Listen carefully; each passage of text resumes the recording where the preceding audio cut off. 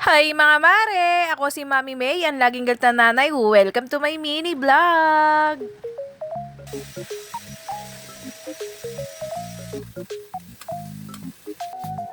Oh, hi! Hindi nyo kinaya, meron tayong mini vlog! Napa-general cleaning nga nang wala sa oras ang inyong Mami May dahil nung isang gabi nga mga mare, merong maliit na nagkakalkal nga doon sa aking hanging shed. Kaya naman mga mare, naisipan ko nga maglinis dito sa loob ng bahay at iuusog ko lahat ng cabinet mga mare para nga mahuli.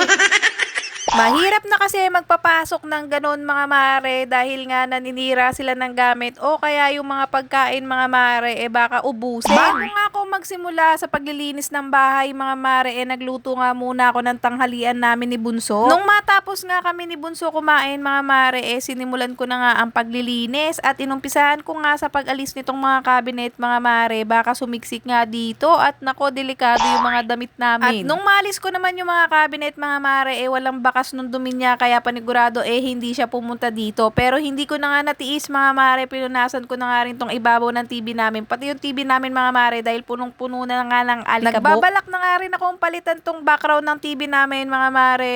Ni-suggest naman dyan kung anong babagay dito. Ganitong wall bricks pala ang nilagay nyo mga mare. Dapat masipag ka mag-agyo dahil halatang alata talaga yung mga alikabok. At syempre isa sa dahilan doon mga mare nananawa na nga ako sa background ng aming TV kaya gusto ko na siyang mapalitan. At nung matapos ko nang malinisan yung ibabaw ng TV namin mga mare, nag-vacuum na nga ako dito at ibabalik ko na isa-isa itong mga cabinet dahil hindi ko nga siya makita. Pero dahil sa nakita ko siya kagabi mga mare, hindi ko nga siya titigilan hanggang hindi ko siya mahuhuli kasi mahirap merong border na naninira ng gamit. Huy!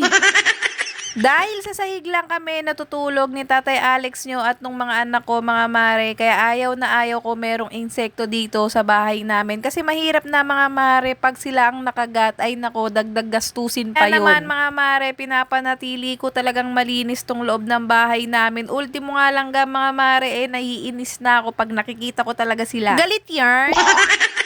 Pagkabalik ko nga nung mga cabinet, mga mare, tinanggal ko nga muna itong mga damit ni Bunso dahil nga nakita ko nga yung electric pan namin nang gigitata na talaga sa alikabok. Pati nga yung filter ng aircon namin, mga mare, sinabay ko na nga sa paglilinis ko. Liit lang talaga yung hinahanap ko, mga mare, pero ito nga, napa-general cleaning talaga ako. At dahil mahaba-haba itong video na to mga mare, hinati ko na nga to at malamang meron pa nga tong part 2. Pero hindi ko na nga siya i-upload mga mare, baka naman maumay kayo. Ganun.